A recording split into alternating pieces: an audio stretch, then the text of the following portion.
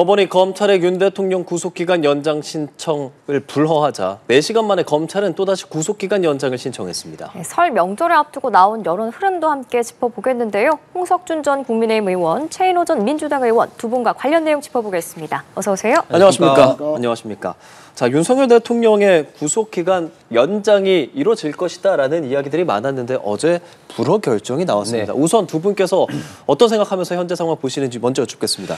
예, 서울중앙지법이 이제 공수처법 그 26조에 해서 검찰의 윤석열 대통령의 구속영장 연장을 불허했습니다. 그 이유는 일단 형식적으로는 공수처법 26조에 따라서 검찰은 기소 여부를 이제 그 판단을 해서 제기하도록 돼 있지 이제 수사권은 없다. 뭐 이런 걸 들었습니다만은 그 이면에는 이런 어떤 수사권 자체가 없었던 공수처에 있던 수사 관할 문제 그리고 또 서부지법이 또 영장을 발부했던 이런 어떤 영장 관할 문제까지 이면에는 있어서 이런 것을 종합적으로 판단을 했기 때문에 중앙지법에서 구속영장 연장을 불허한 것 같습니다. 예. 자, 최인호 전 의원께서는 어떤 생각하면서 보십니까?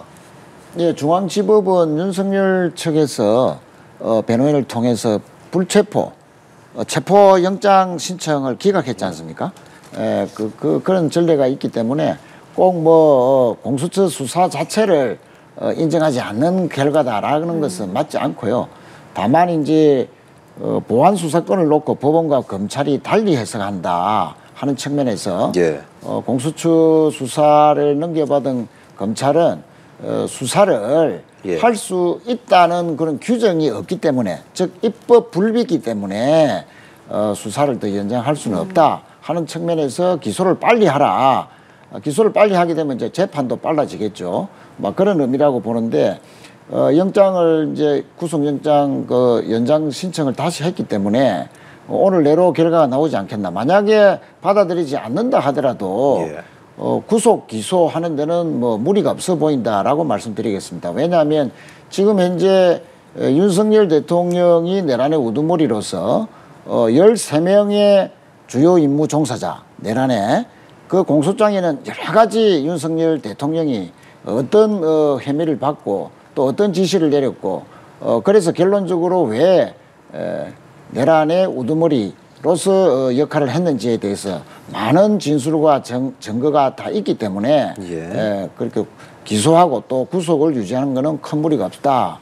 재판은 오히려 더 빨라질 수도 있다. 그렇게 보고 있습니다. 그럼 중앙지법이 재신청을 받아들이지 않을 가능성이 높다고 보시는 거예요?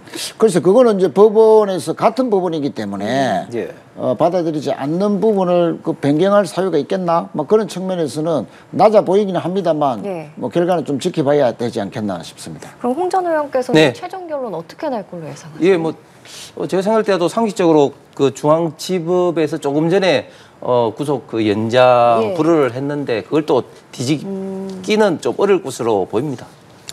그러면 사실 지금 뭐랄까요, 그 최인호 전 의원께서 말하는 것은 이게 또 법원에 따라서 또 다른 그런 결정이 나는 그런 부분에 대해서 얘기하는데 법원마다 다른 결정이 나오는 지금 상황에 대해서는 어떤 생각하시는지? 아니요, 뭐 법원마다 뭐 다른 결정이라기보다는 일단은 이제 중앙지법 같은 경우에 제가 볼 때는 좀 더 법에 따라서 법 규정에 따라서 저는 좀 엄격하게 정확하게 판단을 했다고 봅니다. 왜냐하면 일단 구속영장 특히 이제 구속이라는 게 잘 아시는 것처럼 도저히 우려라든지 증거인멸 어떤 그런 가능성이 있을 때만 구속영장을 발부하고 피해자를 이제 구속 상태로 수사 기소하는 거 아니겠습니까? 그런데 지금은 현직 대통령으로서 그럴 우려가 지금 전혀 없다고 지금 중앙지법에서는 보고 있는 것이죠. 그렇기 때문에 당연하게 구속 상태에서 뭐 기소 여부는 검찰에서 판단하겠습니다만 구속 상태에서는 뭐 이렇게 할 필요가 없다. 이렇게 중앙지법에서 판단을 좀 내린 것 같습니다. 거기에 대해서는 아무래도 이제 서부지법과 이제 생각이 좀 다른 것 같고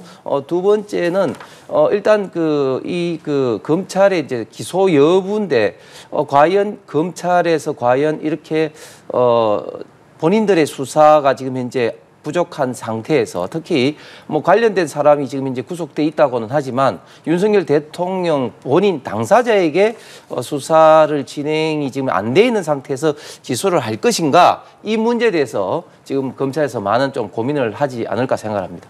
그렇군요. 자, 그렇다면 최 전 의원께서는 사실 여당에서는 지금 즉각 석방하라 이런 의견까지 내고 있는데 그 부분에 대해서는 무슨 말씀하고 싶으세요? 구속영장 발부를 받았다는 그것은 이제 기소를 전제로 하고 발부를 하거든요, 법원에서. 예. 그러면 그때 당시 구속영장 발부를 했던 법원의 판단은 충분히 범죄 혐의가 소명이 된다 하기 때문에 구속영장 발부를 한 것입니다. 그런 측면에서 당연히 기소할 것은 아까 말씀드린 대로 정말 많은 진술과 또 증거들이 있기 때문에 기소는 뭐 전혀 무리가 없다고 보고요. 구속 여부도 이미 구속영장 발부를 할 때부터 법원은 이미 구속을 유지를 전제로 한 그 발부이기 때문에 뭐 그것은 구속 여부도 큰 무리 없이 검찰은 구속된 상태에서 재판을 받도록 기소할 것이다. 그렇게 생각하고요. 중앙지법은 윤석열 대통령 측에서 체포영장이 발부된 그 이후에 체포 적부심을 했습니다. 신청을 했는데도 기각을 했죠.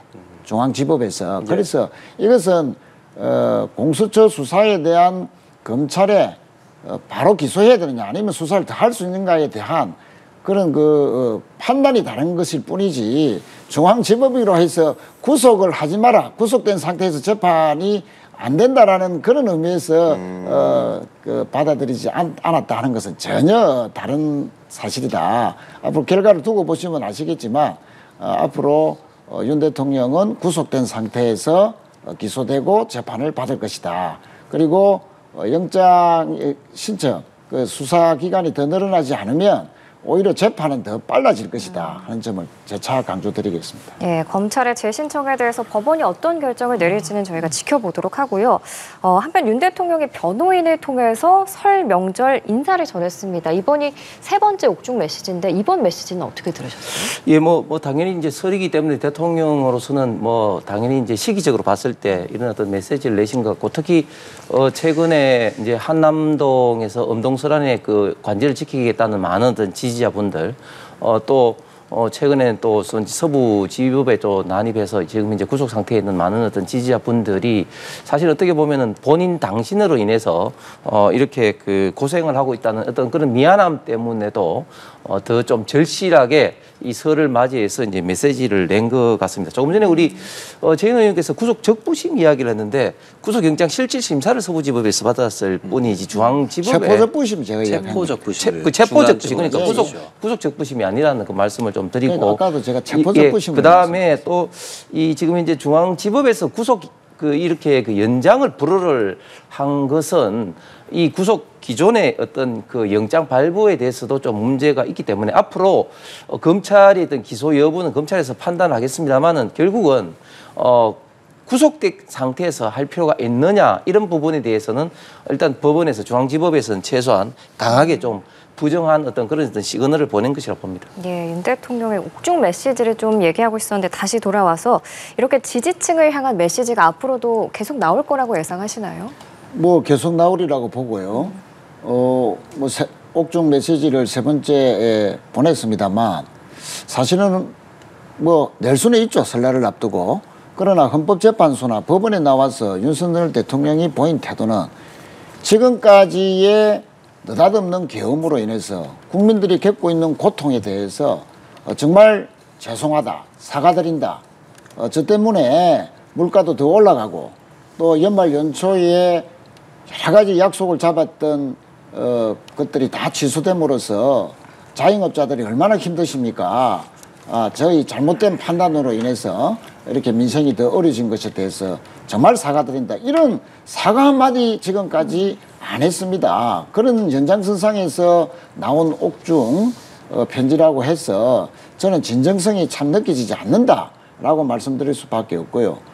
홍 의원님께서 구속된 상태에서 하는 것이 바람직하지 않는다라고 했는데 만약에 구속이 되지 않은 상태에서 재판을 한다면 관조로 복귀한 윤 대통령이 앞으로 할 수 있는 여러 가지 내란에 대한 그 강변이라든지 거짓말로 개변으로 또 정당성을 설파한다든지 또 구속되기 전에 지지자들을 향해서 끝까지 싸우겠다라는 선동성 메시지를 계속 보냈는데 예. 앞으로는 더 심해지지 않겠나. 그런 측면에서 국론은 더 분열이 될 것이고 특히 거구 보수층들의 서부 지법 그런 폭동과 같은 그런 그 제2의 내란적인 수준의 분열 양상이 예. 또 폭력적 양상이 윤석열 대통령의 선동으로 인해서 우려되기 때문에 그런 차원에서라도 당연히 구속은 유지된 상태에서 재판이 진행돼야 된다 하는 점을 강조드리겠습니다. 알겠습니다. 옥중 메시지까지 나온 상황 지금 짚어보고 있는데 매일 여론조사가 네. 사실 뭐 많은 정치를 평론하시는 분들을 여론조사를 이제 인용하면서 이야기를 하는데 지금 최근에 나온 여론조사 하나 짚으면서 이야기를 같이 해보도록 할게요. 이제 YTN이 연휴 앞두고 18세 이상 전국의 시민 1,003명에게 어느 정당 지지하냐라고 정당 지지도를 물었습니다. 뭐 이런 퍼센테이지 1%, 2%를 말하기보다는 전반적인 좀 흐름에 대해서 이야기를 하고 싶습니다. 좀 더 확실해 보이는 것은 어느 정도 격차가 좁혀진다라는 부분들은 보이기는 하는데 일단 두 분의 해석을 좀 먼저 들어볼게요. 먼저 말씀 부탁드리겠습니다. 이 뭐 격차가 좁혀지는 정도가 아니라 지금 현재 대부분의 여론조사의 어떤 추세는 정당 지지율에 있어서는 국민의힘이 앞선 여론조사가 훨씬 많이 있습니다. 그게 이제 뭐 오차 범위 내냐 아니냐 뭐 그 차이가 그렇죠. 좀 있을 뿐이고 그다음에 윤석열 대통령의 지지율도 지금 굉장히 지금 많이 오르고 있어 뭐 50% 내외로 지금 하고 있는 겁니다. 그런데 이게 참 정치가 어려운 게 이 예측하기 참 어렵습니다. 왜냐하면 민주당이나 많은 또 언론에서는 2017년 초 3월 10일 날 박근혜 대통령이 탄핵됐을 당시에 한 4%, 5% 그리고 당시 새누리당이 이제 한 10% 내외였던 지지율인데 예. 아마 그렇게 가지 않겠나 어떤 민주당에서는 기대를 아마 했을 겁니다. 그리고 많은 또 언론에서도 그런 어떤 예상을 했었죠. 왜냐하면 윤석열 대통령이 12상 계엄 직후에는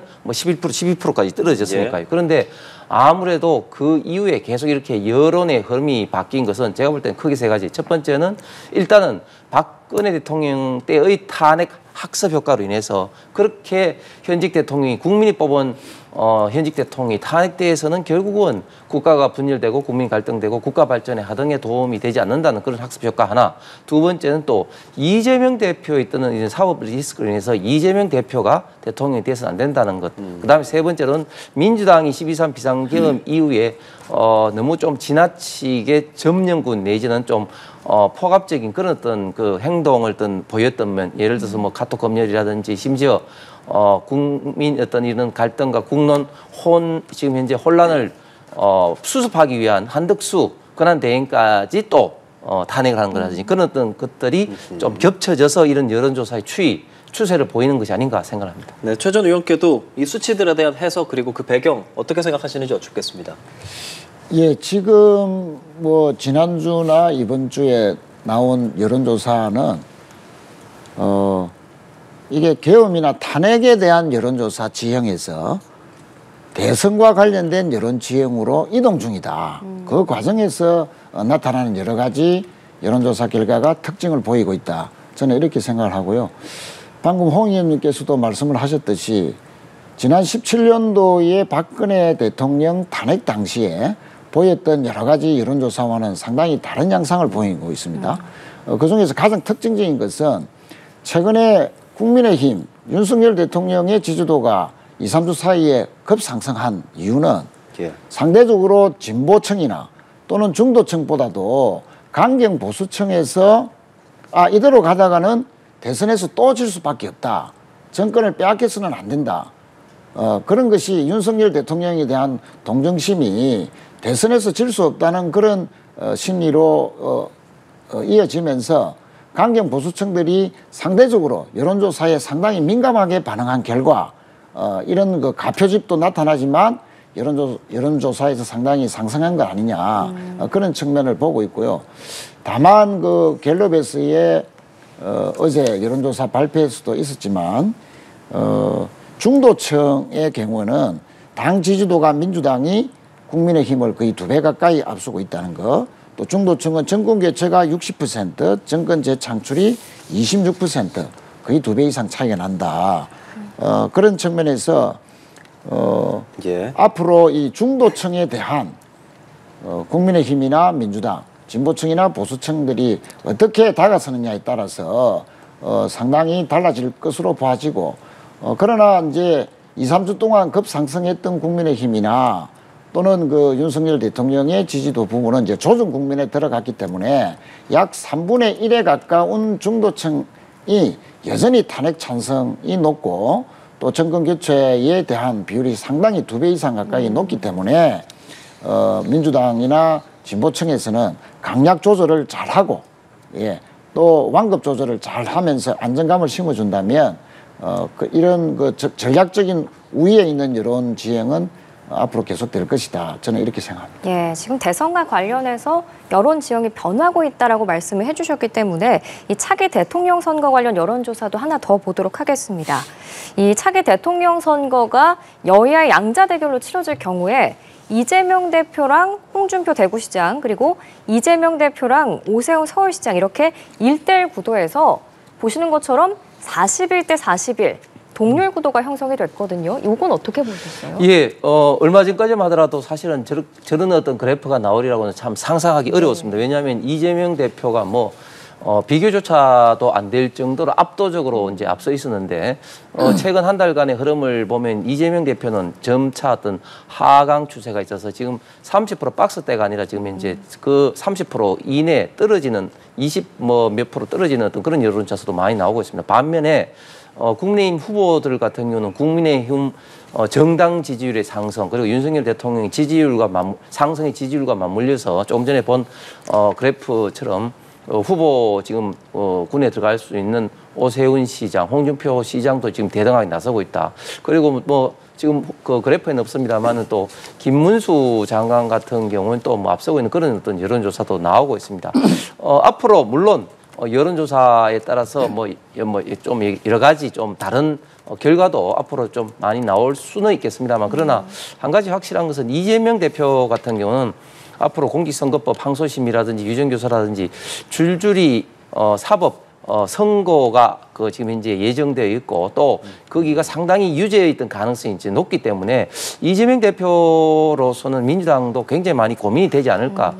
그렇기 때문에 최근에는 비명계 후보자들의 목소리가 더욱더 커지고 있는데 앞으로는 더 커질 것 같습니다. 네, 이렇게 이재명 대표의 지지율이 박스권에 갇혔다라는 분석도 나오고 있고 지금 양자 대결 구도는 어떻게 보셨어요? 예, 아까 말씀드린 대로 보수층의 여론 회복력이 생각보다 빠르다.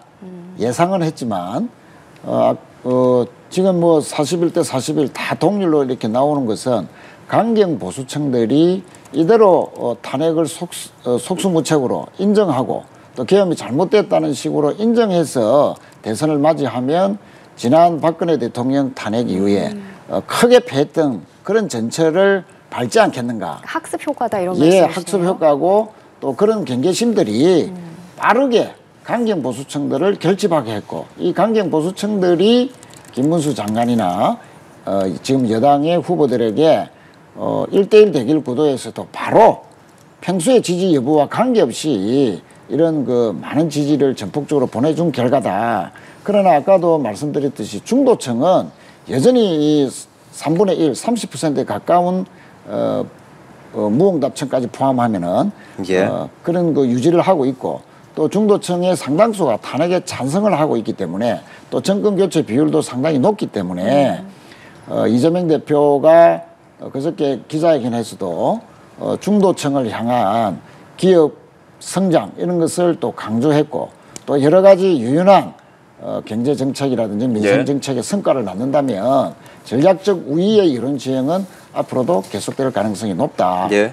그리고 진보층들이 상대적으로 이제 탄핵이 거의 다 됐다고 보고 좀 느슨했는데 강경 보수층의 급속한 결집에 따라서 진보층도 또 재걸속을 한다면 앞으로 여론조사의 추이는 또 야권이 다시 반등해서 격차를 더 벌릴 가능성이 높다. 저는 이렇게 생각합니다. 최 전 의원님 다만 홍 전 의원께서 조금 전에 언급도 해줬지만 선거법 같은 경우는 징역형 지금 1심에서 나왔던 것이 또 결심 공판도 앞두고 있고 이런 지지율의 추세 속에서 비명계에서는 사실 이재명 대표가 아닌 다양한 길이 있어야 한다. 이런 류의 발언들도 나오거든요. 혹시 비명계의 이런 발언들에 대해서는 어떤 말씀 좀 하고 싶으세요? 그렇습니다. 민주정당에서 다양한 목소리가 있고 또 다양한 경쟁이 나타나는 것은 고무적이라 봐야죠.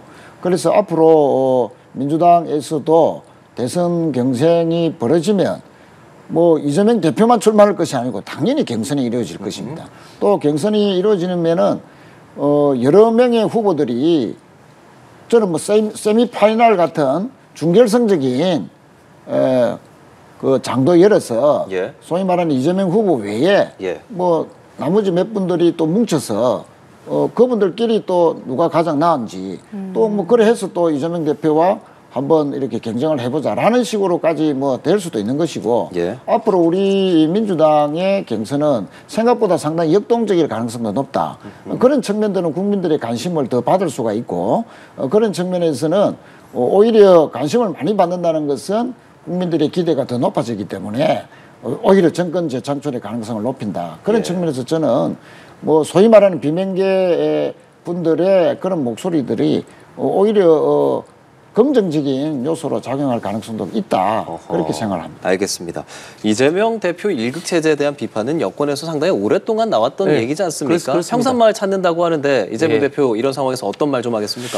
예, 그 이재명 대표가 30일 평산마을 찾는 것은 일단 29일이 이제 설날이 당일이기 때문에 아마 이제 안동에 가서 그 부모님 묘소 한번 이제 성묘를 가고 그 다음 날 이제 양산 문재인 대통령이 가서 이제 뵙는 게 아닌가. 뭐 이건 당연히 또 설날 말에서 이제 어른을 또 뵙는 그런 어떤 우리 대한민국 어떤 한민족 특유의 또 미풍양속일 수도 있지만 지금 현재 또 상황이만큼 여러 가지 또 정치적인 이런 어떤 지원 내진 지지도 좀 자연스럽게 부탁하는 자리가 아닌가 생각합니다. 그런데 최근에 그 민주당에 보면은 과거에는 사실은 좀 나오기 힘들었던 이야기들이 좀 나오고 있어요. 무슨 말이냐면은 22대 국회 때 워낙 친명행제, 비명행사를 했기 때문에 이재명 대표 이외에 다른 대안을 이야기한 자체가 대역죄인 취급을 당했는데 지금 최 의원님께서 저렇게 밝게 이야기를 하고 계시잖아요. 굉장히 지금 분위기가 지금 달라졌다. 특히